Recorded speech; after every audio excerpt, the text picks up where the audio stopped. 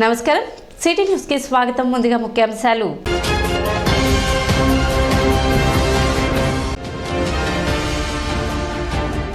ప్రశాంతంగా ముగిసిన కౌన్సిల్ సాధారణ మరియు అత్యవసర సమావేశం.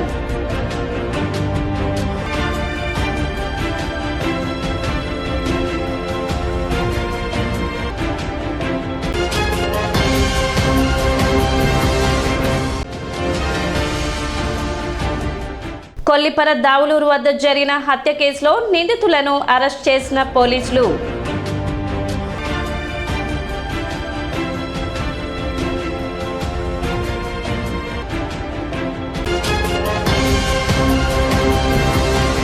కొల్లిపర మండలం దావులూరు అడ్డరోడ్డు వద్ద జరిగిన యువకుని హత్య కేసులో ముగ్గురు నిందితులను పోలీసులు అరెస్ట్ చేశారు. గురువారం డీఎస్పీ కార్యాలయంలో జరిగిన విలేకరుల సమావేశంలో డీఎస్పీ రమేష్ కేసు వివరాలను వెల్లడించారు. మృతుడు నాలాది సాంబశివరావు నిందితులలో ఒకరైన సమ్మెట భూలక్ష్మికి గతంలో వివాహేతర సంబంధం ఉండేదని, ఇరువురు మధ్య జరిగిన గొడవల కారణంగా ఒకరిపై ఒకరు కేసులు పెట్టుకున్నారని, సదరు కేసు కోర్టులో పెండింగ్ లో ఉండగా మృతుడు పెట్టిన SC/ST కేసులో రాజీకి రావాలని భూలక్ష్మి ఆమె భర్త కోరగా 5 లక్షలు డిమాండ్ చేశాడని తెలిపారు.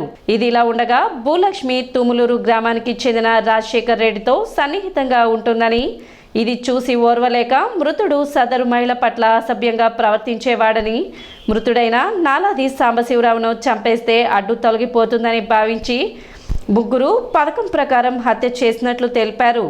నిందితులను రిమాండ్కు పంపించడం జరుగుతుందని డీఎస్పీ రమేష్ తెలిపారు. ఏజ్ 32 years, తుమ్లూరు గ్రామం. ఇతని హత్యకి కారణం ఏంటంటే దావులూరు నాగరాజపాలెంకి చెందినటువంటి సమ్మెట భూలక్ష్మి అనే ఆవిడతో, ఆవిడ 39 years, మ్యారీడ్, 2 పిల్లలు. ఆవిడతో 10 years back extra marital relation maintain చేశాడు. ఇద్దరు కూడా ఒక రిలేషన్ కొంతకాలం కంటిన్యూ చేసిన తర్వాత పిల్లలు కూడా పెద్దోళ్ళు అవుతున్నారన్న ఇది మిగతా కారణాల వల్ల ఈ భూలక్ష్మి ఏం చేసిందంటే ఇతన్ని మళ్ళీ డిస్కార్డ్ చేసింది, రావద్దని చెప్తాం జరిగింది. అయితే అతను మానలేదు. ఇతను అన్మ్యారీడ్, బాగా కూడా ఆవిడకి ఎడిక్ట్ అయిపోయి ఆవిడ రమ్మని చెప్పేసి బాగా హెరాస్ చేస్తాం జరిగింది. ఇంటికి వెళ్ళి కొడతాం, ఇంటికి వెళ్ళి ఫ్రిడ్జ్లో ఆర్టికల్స్, వాల్యుబుల్ ఆర్టికల్స్ కూడా డ్యామేజ్ చేస్తూ ఆవిడని కొట్టి చాలా పెద్దల్లో కూడా పెట్టారు. పెద్దల్లో పెట్టినా కూడా వినలేదు. లాస్ట్ 2018లో కూడా ఒక కేసు పెట్టింది. భరించలేక వీళ్ళు ఇతన్ని కొట్టడం జరిగింది ఒక 3 years బ్యాక్. అది కూడా SC/ST కేసు కింద ఇతను కంప్లైంట్ చేస్తే నమోదు చేసి అది ప్రస్తుతం కోర్టులో నడుస్తుంది. దాని నిమిత్తం ఈ కేసుని రాజీ చేయమని చెప్పేసి ఇతను కోరుతున్నాడు. ఎవరిని? భూలక్ష్మిని, వాళ్ళ హస్బెండ్ ఆంజనేయుల్ని కోరటం జరిగింది. దానికి వీళ్ళు నిరాకరించారు.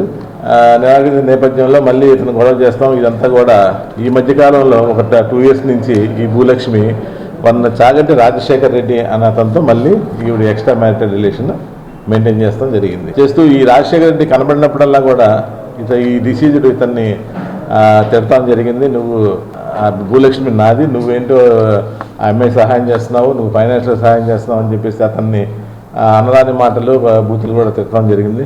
ఆ నేపథ్యంలో రాజశేఖర్ రెడ్డి తర్వాత ఈ వీళ్ళ హస్బెండ్ ఆంజనేయులు, భూలక్ష్మి కూడా ఒక పథక ప్రకారం ఇతను ఆగడాలు ఎక్కువైపోతున్నాయి, ఇంటికి వచ్చి నన్ను కొడుతున్నాడు, తర్వాత హెరాస్ చేస్తాం, తర్వాత కేసు రాజీ అవ్వమని చెప్పేసి కూడా మనం అడిగినా కూడా అతను ఒప్పుకోవట్లేదు. కాబట్టి ఇతను అంతమంది ఇస్తే కానీ మన యొక్క ఇది కక్ష చల్లారదని చెప్పేసి పథక ప్రకారం ముగ్గురు కూడా మాట్లాడుకొని 25వ తారీఖున నైట్ దావులూరు అడ్డరోడ్డు దగ్గర డిసీజ్డ్ మద్యం సేవిస్తుంటే వీళ్ళ భర్త ఆంజనేయులు కూడా దగ్గరగా వెళ్ళి అతను మద్యం సేవించి అతను ఫుల్గా ఈ డిసీజ్డ్ మద్యం బాగా తాగి పడిపోయినప్పుడు ఒక కత్తిని సెక్యూర్ చేసుకొని వచ్చి ప్లేస్కి వచ్చిన తర్వాత ఇతను దగ్గరుండి, ఆంజనేయుల దగ్గరుండి వేసి అనగానే రాజశేఖర్ రెడ్డి ఇతన్ని కత్తితో మెడ మీద, లెఫ్ట్ సైడ్ మెడ మీద కూడా బలంగా హ్యాక్ చేస్తూ జరుగుతుంది.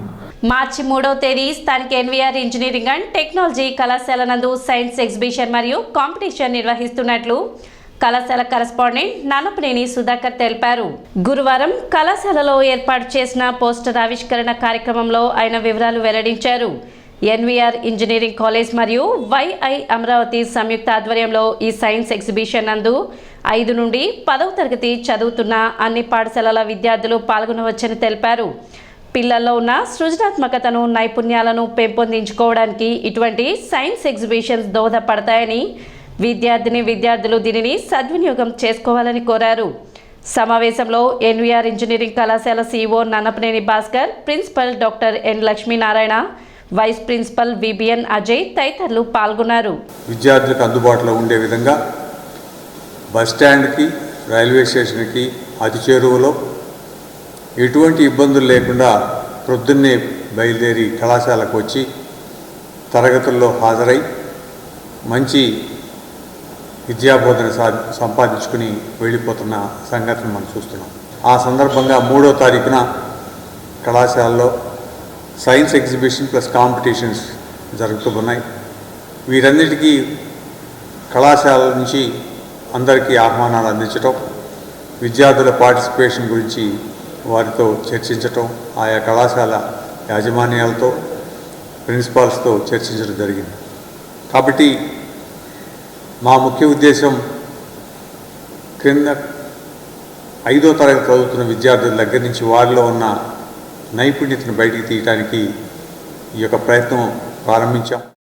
మేము ఇవాళ Nannapaneni Venkatrao college of engineering and technology మరియు వైఐ అమరావతి అన్న టీం కలిసి సైన్స్ ఎగ్జిబిషన్ కండక్ట్ చేద్దాం అనుకుంటా ఉన్నాం 3వ తారీఖున రాబోయే ఆదివారం. ఇప్పుడు మనకి తెలిసిందే, ప్రతి పెద్ద ఆలోచన చిన్న ఆలోచనల దగ్గర నుంచి వస్తాయి. అలాంటి ఆలోచనలను బయటికి తీయడానికి, వెలుగులోకి తేడానికి ఒక ప్రయత్నమే ఇది. సో 28న నిన్న ప్రతి స్కూల్స్లో ప్రాజెక్ట్ ఎక్స్పో అని జరిగింది ఒకటి. అది ఆ పిల్లలకి స్కూల్ వరకే పరిమితం అవుతున్నారని చెప్పి ఆ స్కూల్స్ దగ్గరికి వెళ్ళి దాంట్లో ఉన్న మంచి ప్రాజెక్ట్స్ అన్నీ కలుపుకొని ఇక్కడ అన్నిటినీ కలిపి ఒకసారి అందరికీ చూపించే ప్రయత్నం దాంట్లో మేము 3rd పెట్టినాం. వార్డు పర్యటనలో భాగంగా పట్టణ 19వ వార్డులో చైర్పర్సన్ తాడిపోయిన రాధిక 2వ రోజు పర్యటించారు. వార్డులోని శానిటేషన్ పనులను పరిశీలించారు. కాలువల్లో పెరిగిపోయిన వ్యర్థాలను సిబ్బందిచే తొలగింపు చేశారు. ఈ సందర్భంగా ఆమె మాట్లాడుతూ ఈ ప్రాంతంలో డ్రైనేజ్ ప్రధాన సమస్యగా మారిందని, కాలువలపై షాప్ నిర్మాణాలు చేపట్టారని, దీని కారణంగా సమస్య తలెత్తుతుందని, త్వరలోనే సమస్యను పరిష్కరిస్తామని చెప్పారు. అదేవిధంగా వ్యాపారస్తులు కాలువలో వ్యర్థాలను వేయరాదని ఆమె సూచించారు. వార్డుకు సంబంధించి వీధి లైట్ అడగటం జరిగిందని, దానిని కూడా పరిష్కరించడం జరుగుతుందని తెలిపారు. కార్యక్రమంలో వైసీపీ నాయకులు, పురపాలక సంఘ అధికారులు పాల్గొన్నారు.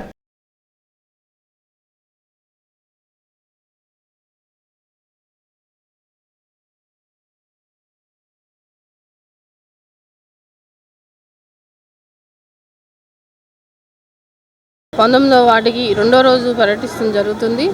ఈ వార్డుకు వచ్చేసి ఎక్కువ షాపులు ఉంటానా, హోటల్స్, ఇలాంటి నాపరాళ్ళు, అలానే ఇలా స్లాపుల్లాగా బండ్ల పరుస్తానా సిల్ట్ అనేది బాగా పెరిగిపోవడం జరుగుతుంది. దయచేసి చెప్పేది ఏంటంటే ఒక మాన్యువల్ లాగా అమర్చాలని కోరుకుంటూ, అలానే ప్రజలకి ఇబ్బంది కలగకుండా ఇప్పుడు ఈ కవర్లు కానీ బాటిల్స్ కానీ ఇవి వేస్తూ అవన్నీ కాలువల్లో ఇప్పుడు మేము వెళ్ళడం జరిగింది. చిన్న కాలువే, ఆ చిన్న కాలువ కవర్లు బాటిల్స్ పడతానా అక్కడ వాటర్ ఆగిపోవటం జరిగింది.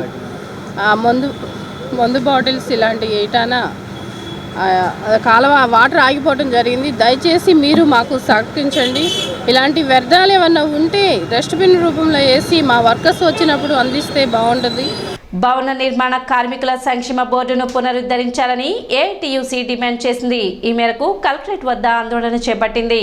భవన నిర్మాణ కార్మికుల సమస్యల పరిష్కారం కోసం ఏఐటీయూసీ భవన నిర్మాణ కార్మిక సంఘం రాష్ట్ర వ్యాప్త ఆందోళనలో భాగంగా కలెక్టరేట్ వద్ద ఆందోళన చేపట్టింది. గత పాలకులు 500 కోట్ల బడ్జెట్ పెట్టి భవన నిర్మాణ కార్మికుల సంక్షేమానికి పాటుపడితే ప్రస్తుత వైసీపీ సర్కార్ కనీస సమస్యలు పరిష్కరించడం లేదని సంఘ నేతలు సత్యనారాయణ, రామకృష్ణ ఆరోపించారు.